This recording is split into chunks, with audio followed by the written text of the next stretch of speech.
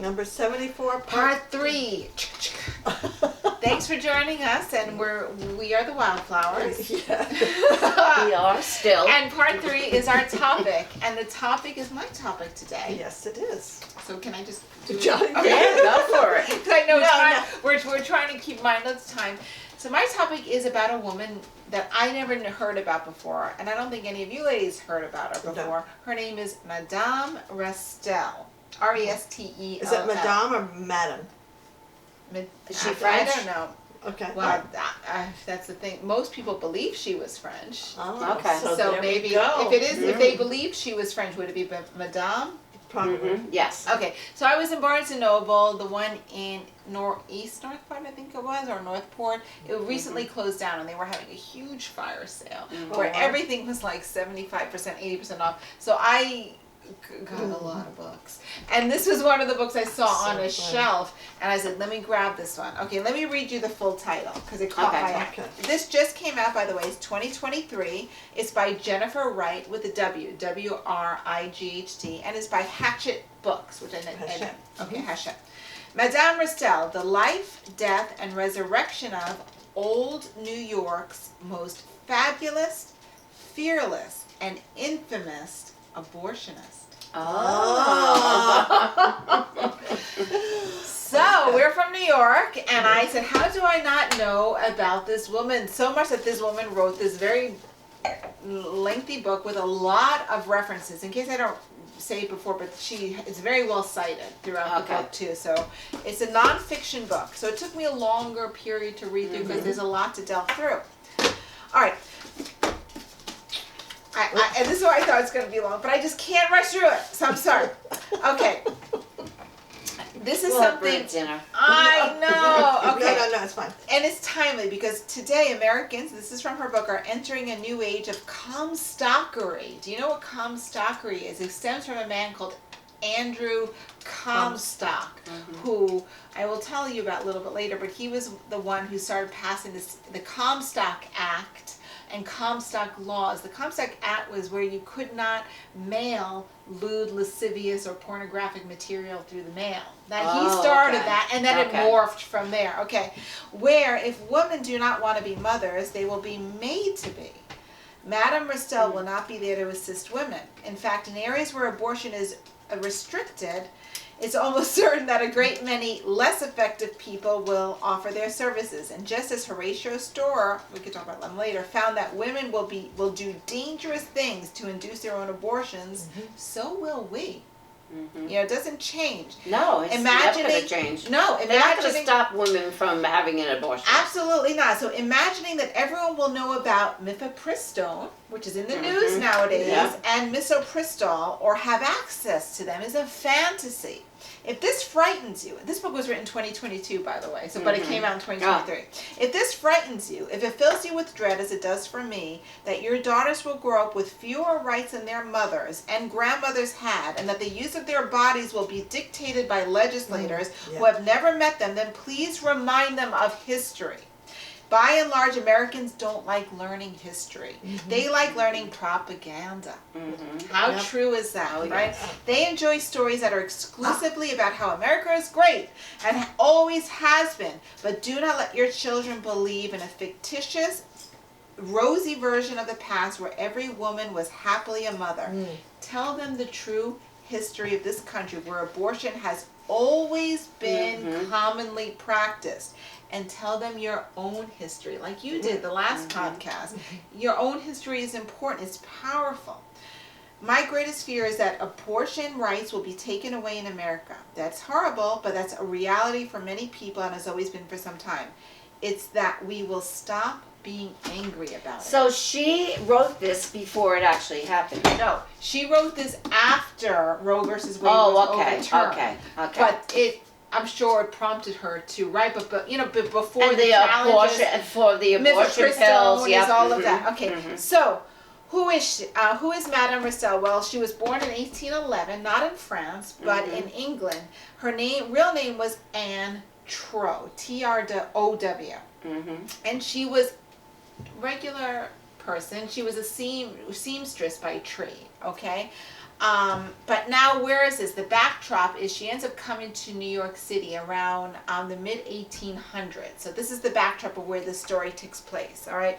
So the sources estimate that around the mid 1800s, around 1850, the abortion rate was 20% of pregnancies at that time ended up in abortion. Oh, wow. 20%. That's high. That is high. Yes.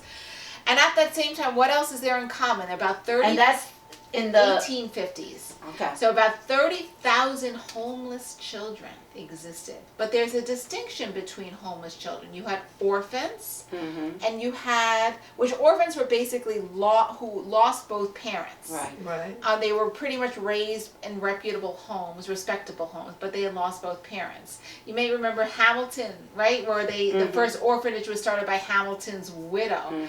That did not include foundlings, however. Foundlings are different. Foundlings were those children abandoned immediately after birth. Orphanages did not admit foundlings. Really? I didn't know that. I didn't know that either. Okay, so it's interesting. So what happened to foundlings? They were abandoned at doorsteps, street corners, or put in almshouses, which were not really very well, and 90% of foundlings died. Yeah. Yeah. And so those people who ended up not having abortions, they would have these babies That they who couldn't take care of, and 90% of them died. Yeah. Wow. Yeah. Pay attention, right? Yeah. Okay, so Madame Restell, she was married twice. Her first husband was named Henry. He was a tailor, but he was an alcoholic. Okay, they had a daughter together named Caroline, and when she was a toddler, her husband died, not of alcoholism, of something else. He died of typhoid fever. So Anne was 21, recently widowed, with a toddler. Okay, in New York City, and all of her family is in England. And so what are the options for her? The most prominent option is prostitution, right? Or you go work in a factory, but who's going to mind your baby? That's when opium people were drugging their babies and all of this. That wasn't enough. She's a strong woman from what I learned. I don't know if, opinionated, not very female-minded either. She was for herself, I would say, but had good intentions. And that wasn't going to be an option for her, either one of those. So she was a networker in a way, and she ended up, she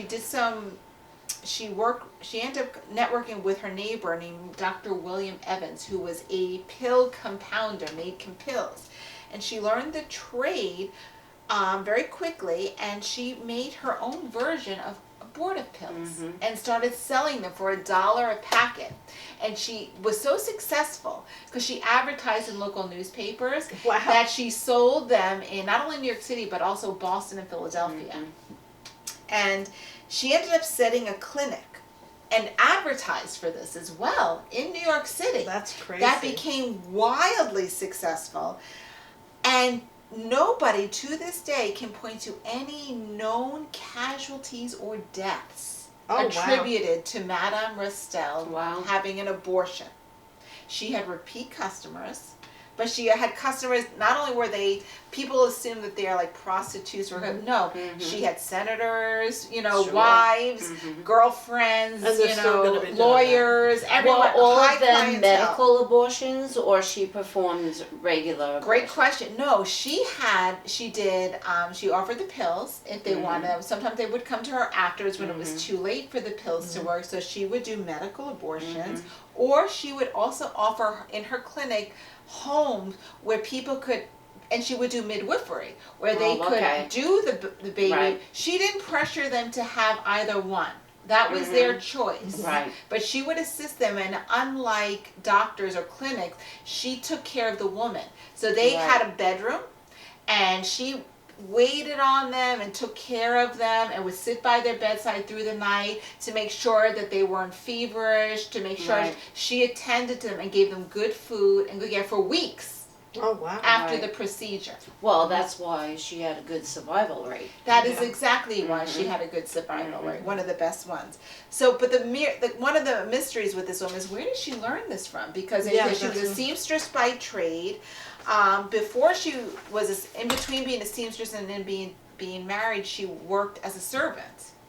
You know, so it's not really known about, but she did lie. She lied about her training. So in her publication, she said she was from France. She learned the craft in medical, are the best medical doctors from France. And this was before the internet. You can't really research anybody back then.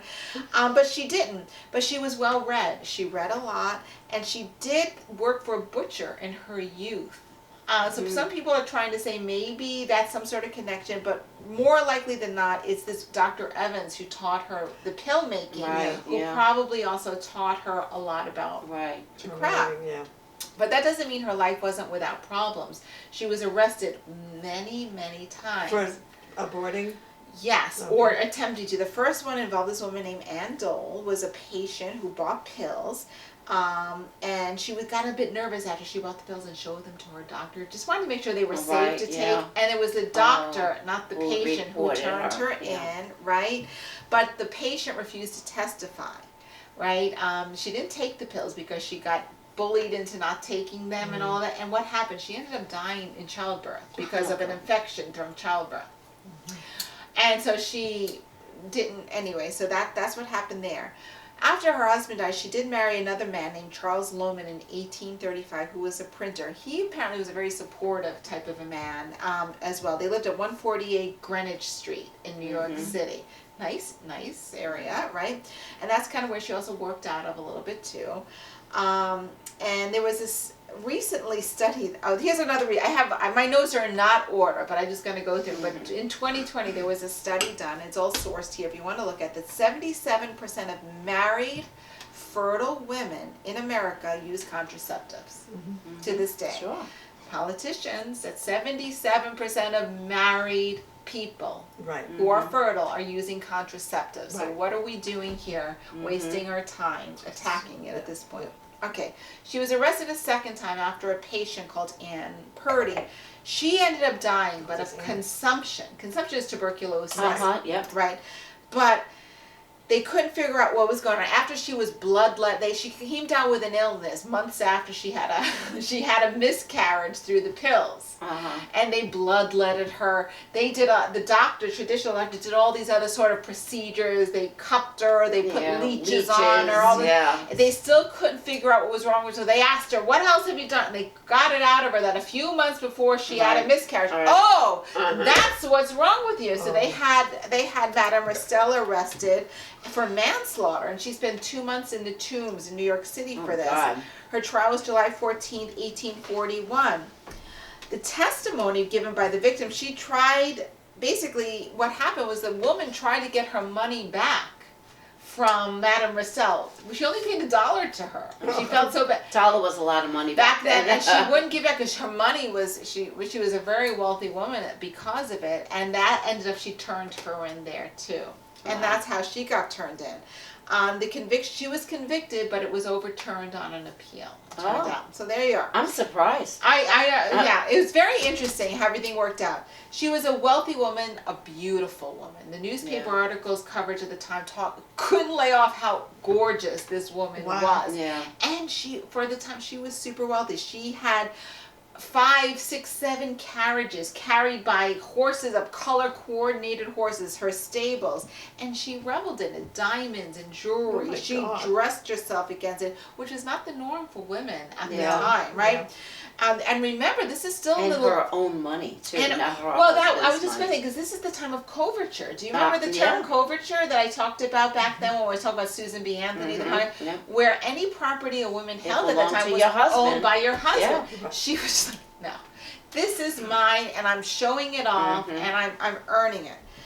Her third lawsuit was brought after a woman named Mary Applegate, claiming that she stole her baby. Mary Applegate got impregnated by a wealthy lover who had promised her to be married, but of course that how that works out. They never followed through. So she came to her, gave birth. Madame Restell tried to talk her out of it and said, give the baby up for adoption because she was too far along for an abortion. You're going to be a single mother. We know what it's going to happen. What if your baby's a daughter? You knew what this was all going to end.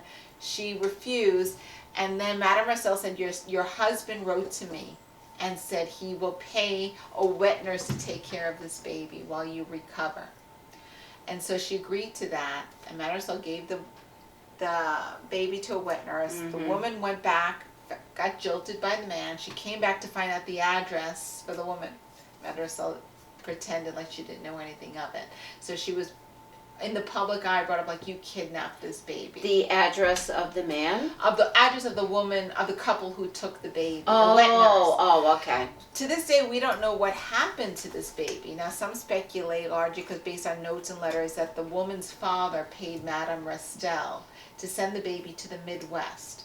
Why the Midwest? Well, because many adopted children in the 1850s were adopted for free labor in the Midwest. And so children as young as the age of 1 year old could be bonded to a family as a servant until they were the age of 18 through adoption. Wow. And orphans and foundlings those foundlings that survived were sent to the Midwest for farm work, berry picking, and so forth. And so nobody really knows what happened to that baby. They were like indentured servants. Indentured servants. But I mean, so this is around 1850, but before 1845, abortion was really just a misdemeanor. That all kind of changed in 1845 when it became a felony, and you could get imprisonment in New York for 2 to 5 years. And at this time, for having an abortion or doing an abortion. Okay. But it was mostly doing We're an going backwards, aren't we? We are. We are. Yeah. And at this time, in 1845, about 1/4 of the pregnancies were aborted now. So even though it was a misdemeanor at the time before that, where you could be in jail for a year, it still was on the increase. We started at 20%, now we're going to 25%, right? But this just drove women underground. They didn't talk about it, or they went to people who didn't advertise, who weren't reputable for it, right? Yeah, and that's why a lot of them died. And what changed at that point is that now advertisers and publishers could get arrested for advertising this stuff too, right? We're going. We say this because yesterday, we're going backwards. This is why we're talking about it, and why I thought it was interesting. So, so what did she do? Well, she was a badass, and in 1847, her and her husband published something called the Married Woman's Private Medical Companion, and she published it. I love this woman. She talked about telling women how to track their periods, how to recognize early signs of pregnancy, ways to avoid pregnancy, and how to effect a miscarriage naturally with the natural herbs and stuff that you could find. She talked about STDs. Why was this important? Well, because at the time, doctors, if a woman came to them with an STD, evidence like gonorrhea they were or probably something else, put in the asylum. No, well, they didn't tell the women they had it. Why? Oh, to protect the man, because who was paying the doctor's bills? The Right. men, the husbands, and they didn't want to sully the men's name to the women. So the women would go and have these STDs and pass it along to their babies. Oh my God. Right? Yeah. How does this make you angry? It really should make us angry about this. I mean, when I was reading this, I go, this is our history, and we have to talk about it. The fourth case involving her was a patient named Maria Bodine. She was impregnated by her employer. I want us to know about these because these are not women who are promiscuous. These are women who are looking to have a good time and getting pregnant and having abortions for the fun of it. They're circumstantial, right? And so the physician, her physician, told the authorities that she was in poor health. And this was later figured out, based on her medical records, due to syphilis. She was untold and not diagnosed about, rather than the abortion. And her whole trial, Madame Restell's trial, was about whether or not quickening had occurred at the time of the abortion. Quickening, I wasn't familiar with the term. It's like the baby's being born. No, it's movement. When is the movement? Like kicking, in utero. Right. And I thought this, and so they did a bit of history. There's a lot of history going back to ancient Egypt about abortions and all this. But what was interesting, Christianity, way back when, she puts a little history in there. And I thought, for all of our Christians that might be listening, Thomas Aquinas in the 13th century said that the time that the quickening, when the baby is the movement, is the time when the fetus becomes ensouled. Meaning it becomes ensouled. So before then, it's not a person. Right, so it's not like the heartbeat. Right. Mhm. Saint Antonius, as well, in the 15th century, agreed and actually recommended people to have abortions before quickening if it was suitable for Right. them. This is Christianity. That's surprising. 1591, Pope Gregory the 14th said quickening started at 24 weeks. Wow. And that's when Souls started. But you know, I have a question. None of them are doctors, right? No, No. but I mean, here No, we're but None of recognizing. these judges No, that are right. also, they're not But doctors. I point that out That's as my point. Hippocratic to point out the hypocrisy, I should Uh-huh. say, because now it's religion and you're That's born right. with, a baby is born That's like, right. Yeah. but look, Even when it's even the Pope, an embryo. even the Pope recognized Yeah. that it's not alive Right. until 24 weeks. Right. Right. It's man-made, it's a fiction. Mhm. It's a fiction. Yeah. No. Do your history. Okay, so I'm sorry, can I keep going on? Go. Is this- Yeah, go ahead. Alright. I'm gonna just go check. So you, All right, you all right. continue. So, all right. So then, but also, 1880. Let's also recognize that the age of consent was 10 to 12 years of age. Oh my gosh. So they could be married at that age and all of this stuff. So this was the backdrop. So she was very wealthy, Madame Restell, very beautiful. She earned roughly around this time about $21,000 a year. To put it in context, the President of the United States at that time made $25,000 a year. So she was able to afford lavish gifts. She gave her daughter a wedding gift of $3,000, which is about $92,000. She bought her a home in Tarrytown. She owned blocks and acres of lots. And all of this was happening during the backdrop of the Know Nothing movement, which was an anti-immigration movement. Oh my God.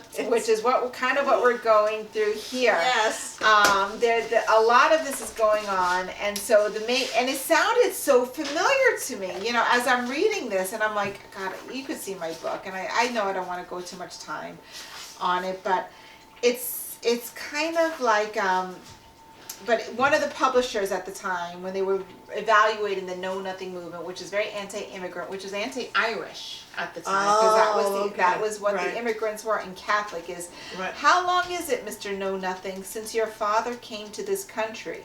He may have been the oldest inhabitant, or he may have been the newest, but as he followed after the Indians, he was himself a foreigner. And pray, friend, what right have you, a foreigner's descendant, to persecute those who, like him, chose to settle among us? You ought to be ashamed of yourself. I think that holds true today with a lot of this anti-immigration sentiment we're feeling today. History recycled. History, Yeah. and so back then it was the Irish who were who were being persecuted. Yeah, but the and, Irish had the benefit of being white, you know, and that's why they got out of that. It was terrible what happened to them, It but was, but they were able to integrate into society a lot sooner yeah. because they had white skin. And there's a lot of that I understand with today too, because that's not in play now. Right. But what happened with Madame Restell started causing her some more problems was that the medical profession started turning against her big form professionally. They realized there was an untapped market for patients and money they to were be missing made. out. They were missing out. It was, and at this time it was safer to be birthed by a midwife than it was to be birthed by a doctor at the turn of the century, 1900. More women died when you gave birth with a doctor than they did with a midwife. Yeah. So the American Medical Association, that was only formed about the 1840 something, but in 1857 they began a crusade against abortion. And they sought to discredit midwife professions and pass stricter abortion laws. And how do they do it? Well, the tactics we know today, scare tactics, right? Even thinking about abortion could cause death to you. Wow. And abortion will cause insanity.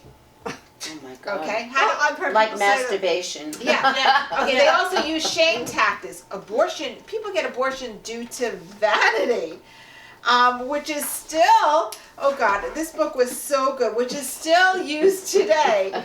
Okay, because let me quote, I know, okay, you're going to send me hate mail, but fine. All of our thing. Still used a Pope Francis in 2017 lamented that in Buenos Aires he'd encountered a woman quote, a good woman, very, very beautiful, and who bragged about her beauty, who commented as if it were natural. Yeah, I had to have an abortion because my figure is so important. Yet, You know what? That isn't the case. I No, mean, I hate it's that. not. I'm sorry. but that's what he chooses to focus on. When the statistics show the majority of the reason why they do it is because they have too many children, they can't afford it, or But for the he's- health reasons. yeah, he's But cherry-picking he's that. buying into this shame. Yeah. Right?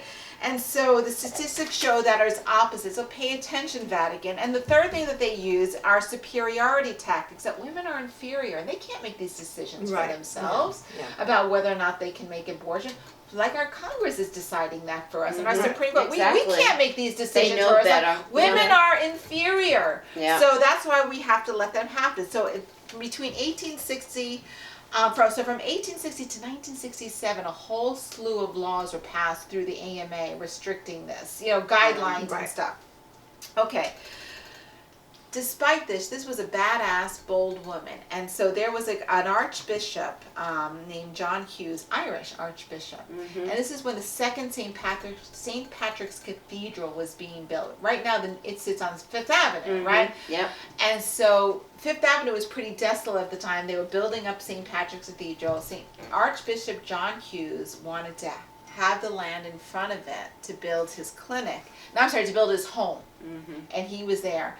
But he made the mistake of, in a few sermons, targeting Madame Restell. And she didn't answer back. Usually she would answer back her critics in the newspaper. Mhm. She didn't.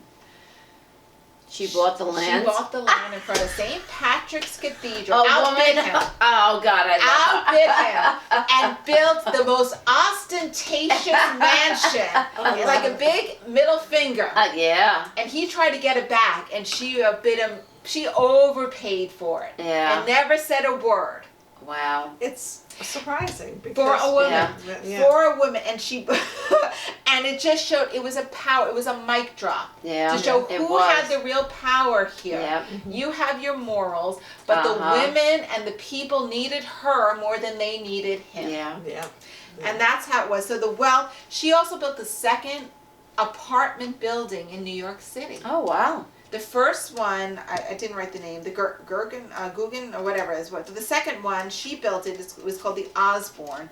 The rent was $150 to $210 a month, which was about $3,800 to $5,400 a month today. Yeah. It was luxury apartments, Yeah. and her model was used for what we now know New York City apartments to be, Yeah. especially these luxury ones. Her downfall came, and I'm almost done, with Anthony Comstock. Okay, Anthony Comstock was this weirdo who really had a problem with masturbation. He couldn't stop masturbating. That's what I said. Yeah, he You're couldn't gonna go blind. No, he Yeah. couldn't, and he was. Oh, and he couldn't stop masturbating? Well, and he blamed the women. He wasn't master of his domain. No, he wasn't, and he kept blaming the women, and he was like, it's these women and these pornographers that make him do it, and they're evil, and they're so what had to stop? He had to stop pornography and the distribution of pornography. Because he couldn't be. Right, and so he ended up working his He was way being from being tempted. this weirdo to being designated as special agent in the U.S. Postal Service, and that gave him power. So the Comstock Act passed in 1873.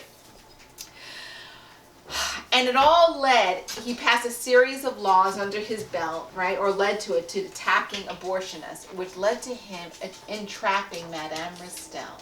He showed up at her door, she's in her 60s now, and lied about who he was, said had this woman who was, Right. and she first turned him down, but then bought his story and gave him pills. He had police outside waiting for him. She was arrested. And 146 years ago today, March Wow. 29th, 1878, her trial began Wow. against him and her. Wow. And on April 1st, she was declared dead. Oh. A body was found in her bathtub with the knife cut her throat. All those bastards. The bastards. And her fortune, she had done her will a year before. Her fortune was estimated between about $600,000 to $1.5 million. Wow.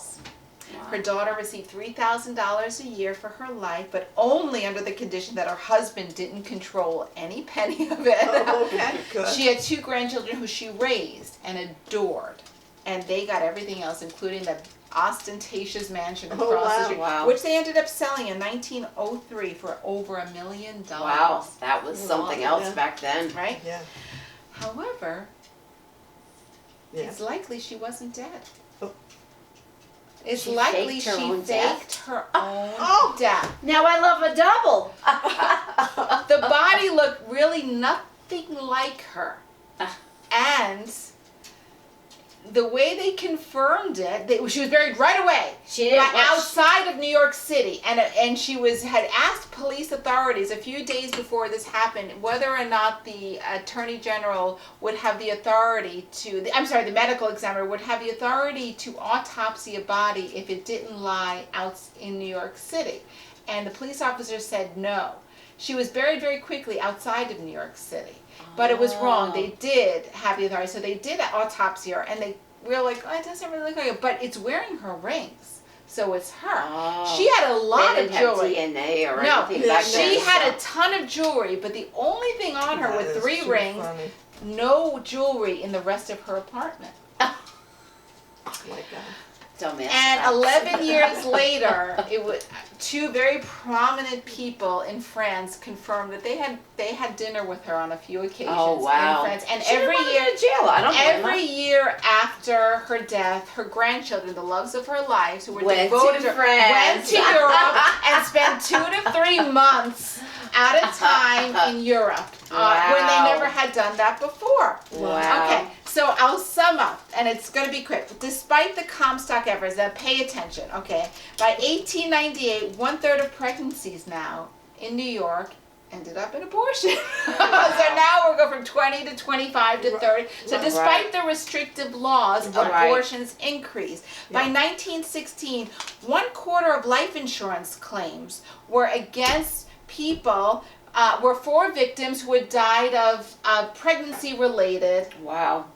issues and or having abortions by untrained professionals. Okay, so where does this start? Leave us with, and it's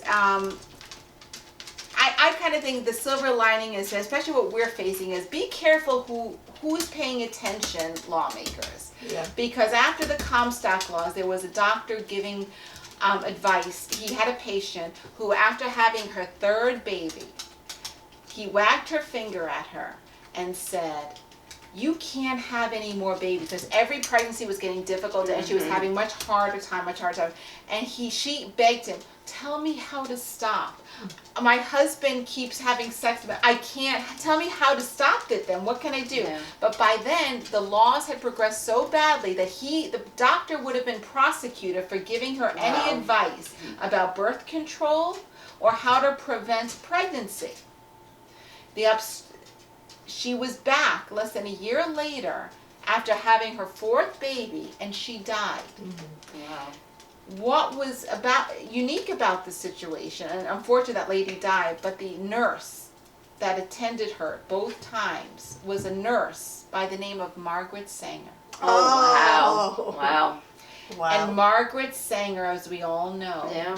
led Yeah. to this massive movement. She started Yep. the first birth Suffragette. control Mhm. clinic in New York. Suffragette led to many organizations, which led to the current Planned Parenthood. Yeah. Right.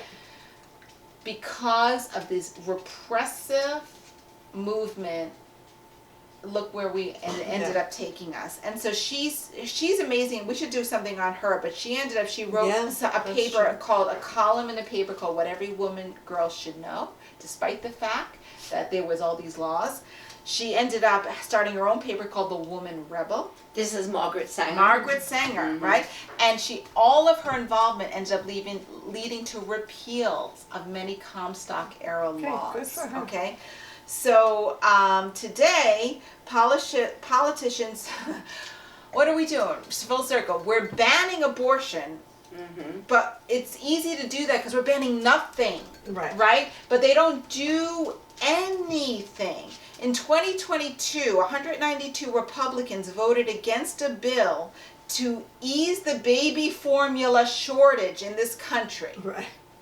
Texas still today has the most food insecure children in the United States. And we still are the only industrialized country in the world to not offer any paid family leave. So you want to do an abortion that That's you're doing nothing. Yeah. But once they're here, do something. And the same with childcare too. We do nothing like the rest of the world does. We do nothing. I mean, and if for all of these morals about how life starts in the womb, try to buy life insurance for an embryo. You can't. Do you know why you can't? Because it's not a person. Because the United States Insurance Agent's website explains that life insurance, by its very nature, cannot be purchased for a life that does not yet exist.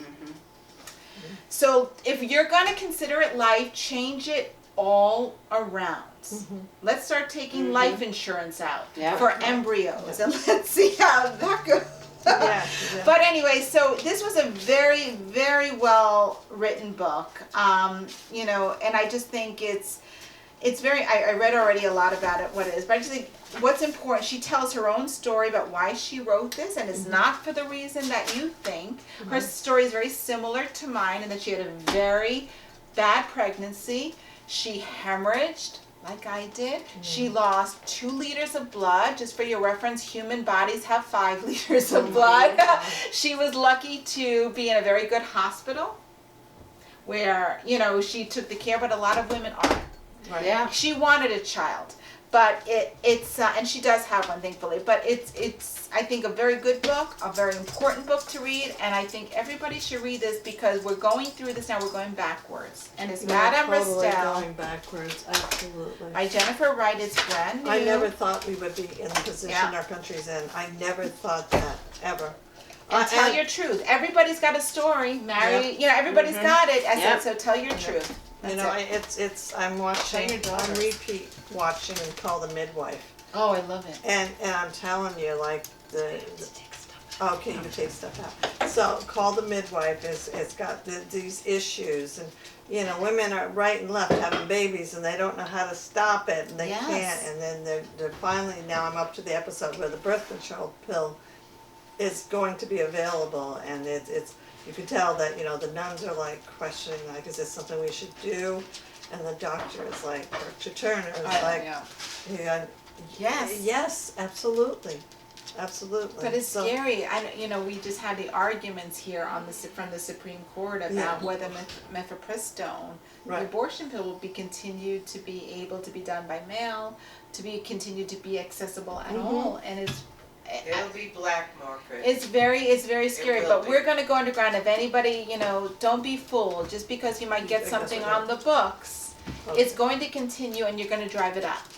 You're going to drive it up. Peg, I really appreciate your passion about this. That was a great discussion. Oh, thank you. Sounds like a great book. It's a very, and I thank her for writing it, and you know, I really think it was important, and I love the twist towards the end. I love it. Don't you love it? I knew you would like it. You know, she had me at the St. Patrick's Cathedral. I was I'm sitting here saying those bastards, and all of a sudden you're like, but she may not have done it. Yes, that was great. Well, I hope you enjoyed it. It was very interesting. Please let us know. Please let us know your thoughts, and we'd love to have you subscribe. Thank you very much. Thank you, Judy. Vote. Thank you. Bye bye. Yes, definitely vote.